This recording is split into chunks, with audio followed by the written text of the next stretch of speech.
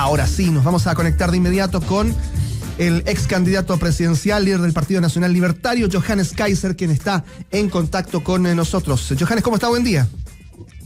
Muy bien, gracias. ¿Cómo están? Buenos días. Muchos saludos a quienes se dirigen a sus lugares de trabajo. Así es, en una mañana muy pero muy fría en Santiago. Parece que nos vamos a tener que acostumbrar ya a estas mañanas muy heladas. A ver, y un comienzo de semana bien noticioso en la semana previa al discurso, ¿no?, del presidente José Antonio Kast en la cuenta pública. Lo primero que quiero preguntarle es qué expectativas tienen en el Partido Nacional Libertario respecto de esta semana previa, respecto de la discusión de la mega reforma. En el Senado también hay presencia del Partido Nacional Libertario en el Senado, y por eso le pregunto cuáles son esas expectativas cifradas en esta semana legislativa. Bueno, esperamos que en el Senado se demuestre, a pesar de la experiencia de algunos actores relativamente nuevos, en el Senado se demuestre una vez más que se puede conversar con altura de mira y que se avance entonces en este proyecto que nosotros por lo demás vemos creemos que no va suficientemente lejos, pero que avance entonces un proyecto que abre de nuevo los espacios para la libertad económica, para la movilidad social, abre los espacios al crecimiento y, ojo, que de la mano del crecimiento también a una mejora de lo que es la recaudación fiscal, porque nosotros en los últimos años hemos tenido permanentemente un estancamiento en lo que es la recaudación y el mayor gasto social se ha financiado con deuda. Eso no puede funcionar y no va a funcionar. Y si hay ciertos actores que se dicen muy interesados en tener un sistema de seguridad social potente, tienen que comprender de una vez por todas que eso solamente es posible cuando uno tiene una base económica potente. Cuando usted dice, Johannes, que esta mega reforma no va lo suficientemente lejos, ¿cuán lejos usted llegaría y en qué materias? Bueno, en primer lugar, yo creo que nosotros vamos a tener que seguir haciendo el trabajo de no desregular, pero regular mejor. Es decir, no puede ser que usted necesite para una traza por ejemplo, para conectar las renovables a la matriz, creo que había, para una traza de alta tensión, 3.000 permisos. ¿Cómo va a necesitar 3.000 permisos para hacer ese trabajo? ¿Cómo puede ser que por cualquier cosa, tanto el Consejo de Monumentos Nacionales o este tema de las consultas indígenas le paralice inversiones de miles de millones de dólares que técnicamente no tienen ningún problema? Es decir, estamos hablando de trabajo, estamos hablando de crecimiento, estamos hablando de potencia económica, estamos hablando de recaudación fiscal, y todo eso está paralizado muchas veces de la mano de lo que son normas que se ha dado el propio Estado y que se han transformado en arena en la máquina. Y esa arena hay que sacarla. Hay que hacer las cosas de manera más razonable y más racional, haciéndonos cargo, sin duda, de la protección de la naturaleza. O la protección de la naturaleza no se genera a través de una burocracia que termina consumiendo bosques enteros de permisos, ¿no? Y ese es un tema del cual tenemos que hacernos cargo. Eso es un punto. El segundo punto es el tema de la competitividad fiscal. Yo vi a mucha gente de izquierda reclamándole al Ministerio de Hacienda porque nos había comparado nuestros tributos con Estados Unidos y decían, bueno, que también pueden venir los tributos estatales, un hombre de paja muy, muy especial. Pero comparémonos con países con sistemas de seguridad social muy, muy, muy desarrollados. Dinamarca, Suecia, Noruega, Finlandia. Bueno, Finlandia no, porque Finlandia subió sus tributos a las empresas, por eso congeló su crecimiento. Pero nosotros tenemos impuestos más altos que el promedio de la OECD. Y esos son países desarrollados. Nosotros no somos un país desarrollado. Somos un país que es económica, somos un gran país, pero somos un país económicamente pichiruchi al final del mundo, donde creemos que somos el ombligo del mundo y creemos que algunas inversiones y cosas por el estilo son un problema. Entonces es como complejo. ¿Qué es lo que le decimos al empresario que quiere invertir en Chile? Mire, no le vamos a dar seguridad jurídica, lo vamos a tapar de permisología, tiene que andar comprando entonces a algunos actores para que no lo extorsionen a usted con paralización de la obra. Le vamos a tener entonces los impuestos altos y más encima el tema de la seguridad se está yendo al carajo. Escucha, no sé si es una buena o no un buen folleto para vender el viaje. Johannes, ¿el impuesto corporativo, esta rebaja, le parece suficiente o usted lo haría aún mayor la rebaja? Nosotros, cuando estuvimos creciendo al 5 o 6% y cuando llegamos entonces prácticamente al pleno empleo, estábamos con una tasa tributaria del 15%, que es lo mismo que tiene Irlanda, por ejemplo. ¿Ya? Teníamos una tasa, no, de hecho Irlanda tiene menos, tiene 13%, creo. Nosotros tuvimos 15%. Fueron durante los gobiernos de Piñera, para el terremoto, etcétera, se empezó a subir, se llegó al 20%, después viene la reforma de Michelle Bachelet y lo sube al 27%. Recordemos que el promedio de la OECD está en 23%. Recordemos que Marcel había propuesto bajarlo al 24% y se había abierto a bajarlo al 23%. Es decir, no es que no exista un consenso de por lo menos llegar al promedio, pero nosotros los nacional libertarios queremos o preferimos ser más competitivos que otros países en materia tributaria y recaudar de la mano lo que es la actividad económica, sino necesariamente solamente a través del impuesto a las empresas. Y no olvidar una cosa, el impuesto a las empresas no es lo mismo que el impuesto a los dueños. El dueño paga impuestos cuando retira las utilidades de la empresa para sí. Ahí paga el impuesto el global de segunda categoría, el global complementario. Claro. La empresa paga impuestos como órgano gestionador de recursos y de emprendimiento. Eso significa que todos los impuestos que recauda la empresa salen del precio que paga usted, señora, señor, en el supermercado, que paga por los servicios, que paga por los productos. Todos los impuestos que paga la empresa tienen que salir del precio que le está cobrando a sus clientes. Entonces, mientras más alto el precio, o sea, mientras más altos los tributos, más alto el valor del combustible, más cara la permisología, etcétera, etcétera, más caro se hace el país. Y Chile es un país carísimo. Somos un país muy caro en comparación con el resto del mundo, se lo digo. Y sobre todo considerando lo que es nuestro ingreso per cápita. En comparación con la región en general, no estamos tan lejos tampoco en impuestos. Yo me pongo a pensar en Argentina, tiene más impuestos a las empresas, hay un impuesto que llega incluso al 35% de las ganancias de empresas, y si me pongo a pensar en Brasil, hay impuestos que van cercanos al 20% en ganancias de empresas también. Sí, pero ahí hay dos ejemplos de grandes. Brasil tiene muchas excepciones, muchas excepciones que reducen el impuesto a las empresas, y Argentina viene saliendo de un sistema tan opresivo y represivo en materia económica que llevó a Argentina a tener 50% de su población bajo la línea de pobreza. No tiene sentido copiar lo malo. Ahora, en ese sentido también, claro, hay los ejemplos de la OCDE que usted ha mencionado son de países que hicieron pactos sociales también bien importantes. Pero si nosotros hicimos pacto social, lo que pasa es que no se ha cumplido. El pacto social, por ejemplo, decía que la izquierda no iba a salir a las calles a destruirlo todo. Cuando se hizo la gran reforma de Michelle Bachelet, se suponía que con eso se iba a financiar la educación, se iban a financiar una serie de cosas. Se consideró que se iba a recaudar mucho más, al final se recaudó mucho menos de lo que se esperaba. Y si nosotros no hubiésemos hecho ninguna reforma y hubiésemos mantenido el crecimiento, tendríamos ahora, o estaría recaudando el Estado de Chile hoy día, $8.000 millones más de lo que estamos recaudando, si no hubiésemos hecho reforma. Entonces, aquí han habido pactos sociales, lo que pasa es que hay cierta gente que no le gusta cumplirlo, así como en su momento existió el Pacto por la Paz y la nueva Constitución, que tampoco llevó a la paz, el COVID llevó a la paz. Pero los actores que estaban dejando la tendalada e impulsando entonces el escándalo tampoco cumplieron con su parte. Entonces, el tema aquí es que ¿quién se hace cargo en la izquierda de su parte? El pacto social, que significa, por ejemplo, abandonar la violencia como método de acción política. Estamos conversando a esta hora de la mañana con Johannes Kaiser, ex candidato presidencial, líder del Partido Nacional Libertario. Quiero llevarlo también al trámite legislativo de una mega reforma que se prevé en el Senado. Hay muchos que dicen va a ser más ágil que en la Cámara de Diputados. En la Cámara de Diputados no fue nada. Yo no apostaría a eso.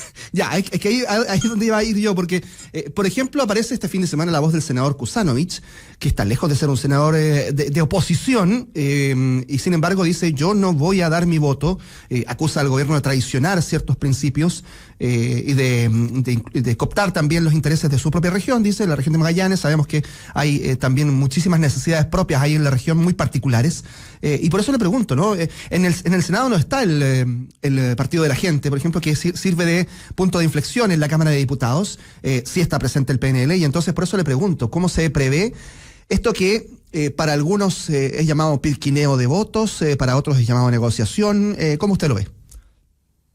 Mire, todo gobierno tiene que reunir votos muchas veces también dentro de sus propias coaliciones, así que eso del pirquineo de votos como si fuese una especie de actividad ilegítima no me parece lógico o razonable.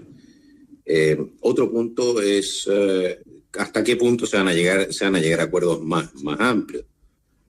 Y ahí depende también del resto de la oposición si se va a abrir a hacer un trabajo constructivo o si van a mantenerse de vagones de cola del Partido Comunista del Frente Amplio, ¿no?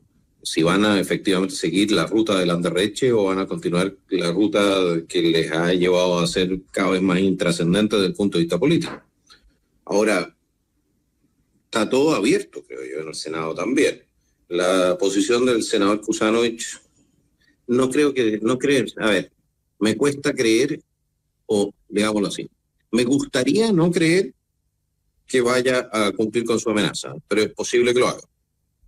Y en ese caso, evidentemente que el gobierno tiene una dificultad y es tarea del ministro García limar esas asperezas antes de la votación. O sea, aquí no creo que haya una segunda derivada en esa materia. Uh-huh. Ahora, luego de esto viene también una serie de elementos políticos bien interesantes y que hemos estado revisando y que tienen que ver con el Poder Ejecutivo. Hay una discusión planteada sobre los biministerios, a propósito del biministerio del propio ministro del Interior, ahora vocero de gobierno. ¿Usted haría más biministerios? ¿Cómo lee este movimiento que en algunos casos se traduce en un menor gasto fiscal, pero claro, en otros también hay cierta oposición que dice, bueno, ojo, que para eso tiene que haber una reducción de puestos, que en este caso no la hay, porque, por ejemplo, se han quejado bastante de los asesores que lleva el ministro Arrau al Ministerio de Seguridad.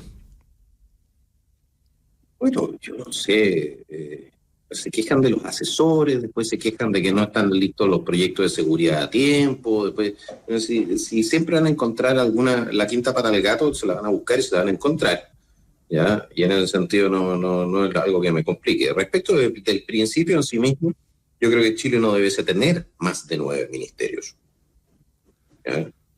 Hay países desarrollados que tienen una estructura de ese tipo. La Unión Soviética tenía 17 ministerios, nosotros tenemos 25. Entonces ya la cuestión, a ver, sinceremos la discusión. No quieren que haya ministerios porque habría menos cupos políticos. Eso es.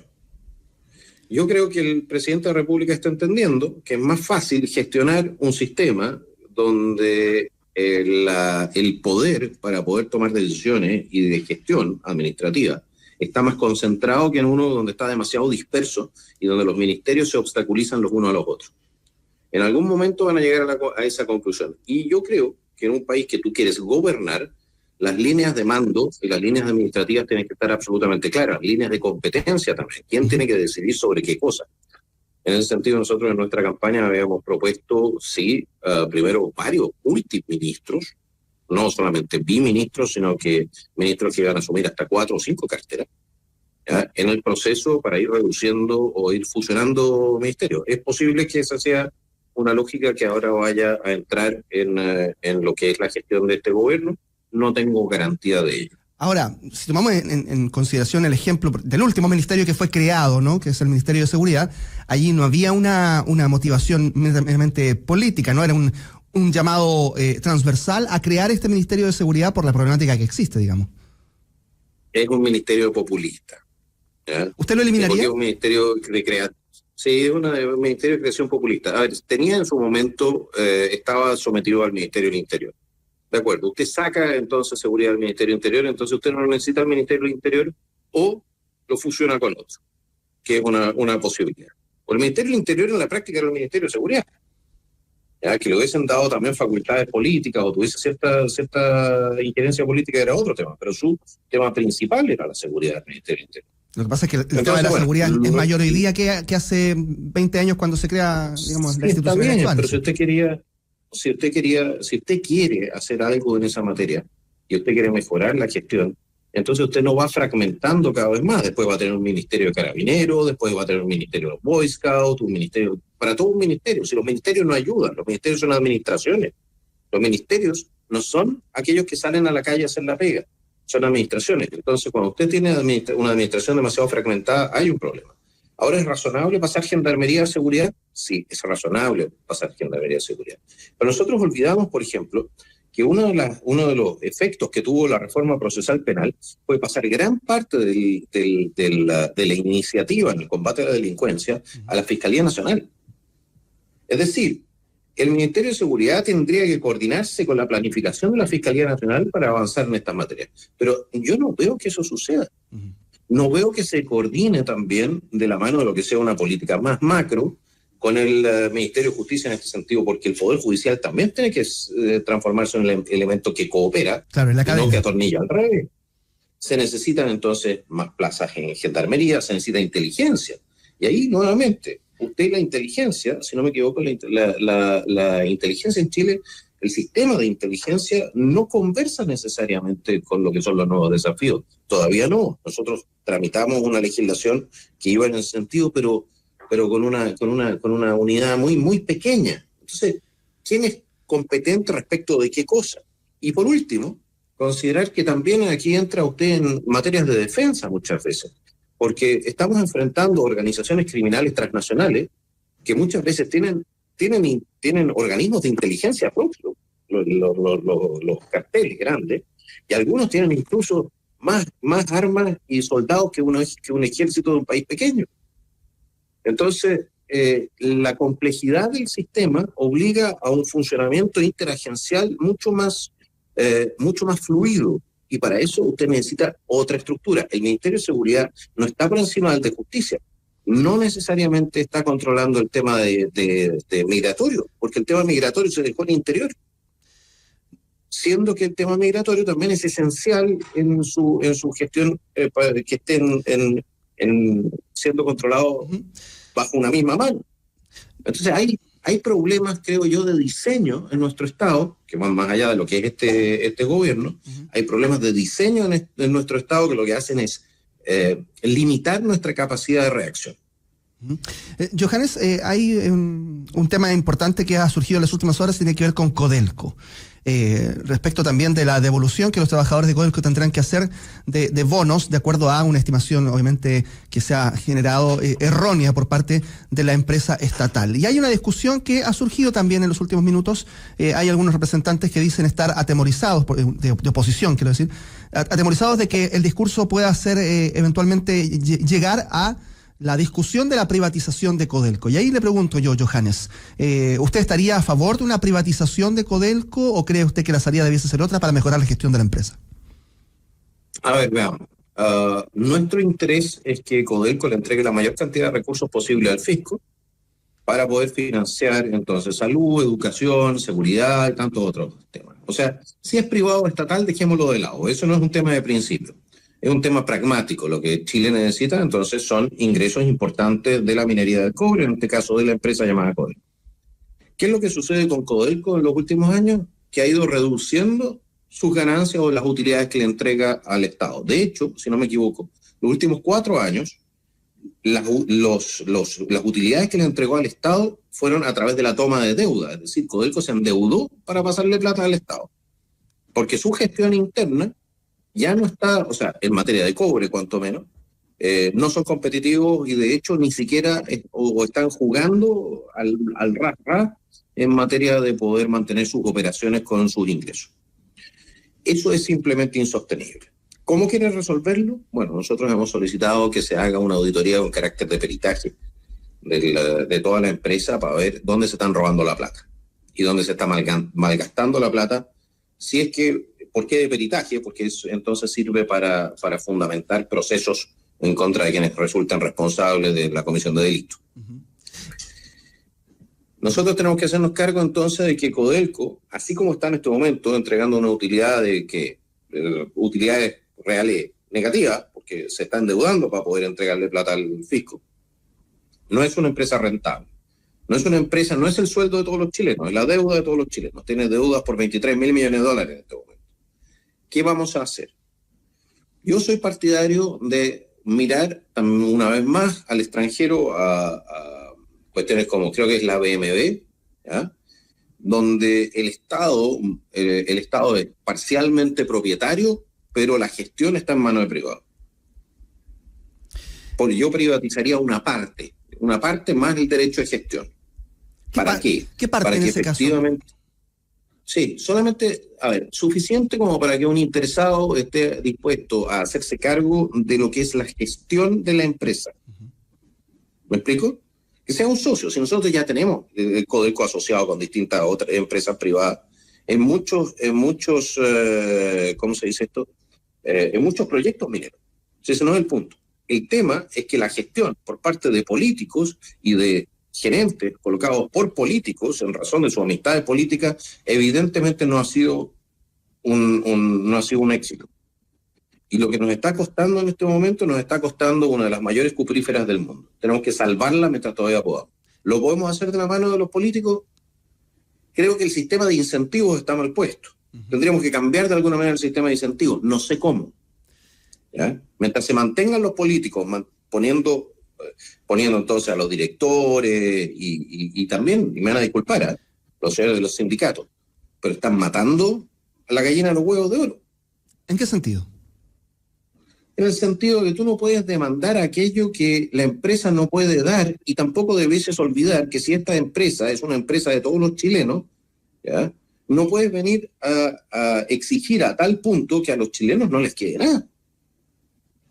Solamente le queda entonces al sindicato. Ahora, lo que está exigiendo el sindicato en este instante es que el modelo de gestión no requiera que ellos tengan que devolver dinero que ya tienen en sus cuentas, digamos. Ok. Es decir, que si a mí me pasan plata además en el banco, la cajera, la plata es mía. La diferencia entre lo tuyo y lo mío sería importante que la gente tuviese más presente la diferencia entre lo tuyo y lo mío, porque son la misma gente que después reclama porque los políticos agarran lucas que no son de ellos. Está bien reclamar en contra de agarrar lucas que no son de uno. ¿Por qué? Porque existe un mandamiento en la Biblia que dice no robarás. Y es efectivo, no robaron en el sentido de haber agarrado la plata ellos directamente con mala fe. Pero si a ti te dan algo que no es tuyo, lo devuelves. Es un tema por último, de buena educación.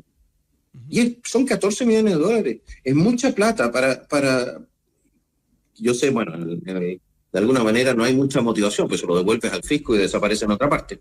Pero en principio, alguien tiene que dar el ejemplo también. Y yo sé que los trabajadores de Codelco son gente honesta y son gente decente. ¿Cómo le van a decir a sus hijos? A ver, en serio, ¿cómo se van a presentar frente a sus hijos y les van a decir, no, ¿sabes qué más? Si a mí me dieron algo que no es mío, yo me lo quedo. ¿Ese es el tipo de educación que le darían a sus hijos? Yo creo que no. Así que yo creo que los dirigentes de esos sindicatos que han salido a decir esto, le están haciendo un flaquísimo favor a los trabajadores y por lo demás le están haciendo un flaquísimo favor también a aquellas personas que pretenden mantener Codelco en el sector público. Johannes Porque esto desprestigia profundamente esa gestión. El agradecimiento, Johannes, por estos minutos de conversación con Radio La Clave. Muchísimas gracias a todos ustedes y que tengan un maravilloso día, aunque sea un poco helado. Sí, helado, pero buen día. Gracias. Chao. Hasta luego. Hora Clave.